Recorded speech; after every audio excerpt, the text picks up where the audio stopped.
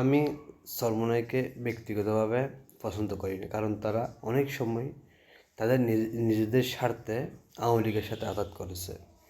কিন্তু তাদের তিনটে কথা আমি মনে প্রাণে বিশ্বাস করি। এর মধ্যে একটা হলো সবচেয়ে বড় গুরুত্বপূর্ণ, সেটা হলো উনি যে বলতো বাংলাদেশে যদি কোনোদিন কমিউনিস্টরা দখল করে নেয় তাহলে বাংলাদেশে একদিন ইসলাম কায়েম হওয়ার সম্ভাবনা আছে। যদি ভুল করিও জামাত ইসলাম বাংলাদেশ ক্ষমতায় আসে তাহলে এই বাংলাদেশে কিয়ামতের আগ পর্যন্ত ইসলাম কায়েম হবে না।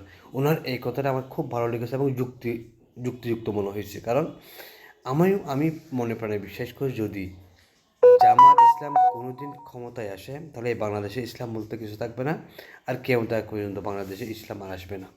আমি সেটা বিশ্বাস করি, কারণ তাদের কথাবার্তা চলাফেরার মাধ্যমে তাদের নেতারা হিন্দু, বৌদ্ধ, খ্রিস্টান ঐক্য পরিষদের সাথে বৈঠক করে তাদেরকে আশ্বস্ত করেছে বাংলাদেশে শরিয়া আইন কায়েম করবে না, বাংলাদেশে বর্তমান আইন অনুযায়ী বাংলাদেশ পরিচালনা করবে যদি ক্ষমতায় আসে। কিন্তু তাদের কিছু বেস্কি নেতা গ্রামে গঞ্জে শহর মা বোনদেরকে বোঝাচ্ছে জামাতে ভোট দিলে, দাঁড়িপাল্লায় ভোট দিলে জান্নাত নিশ্চিত, আর যদি দাঁড়িপাল্লার বাইরে ভোট দিলে ইসলাম ইমান থাকবে না, কাফের হয়ে যাবে, কোনোদিন জান্নাতে যেতে পারবে না।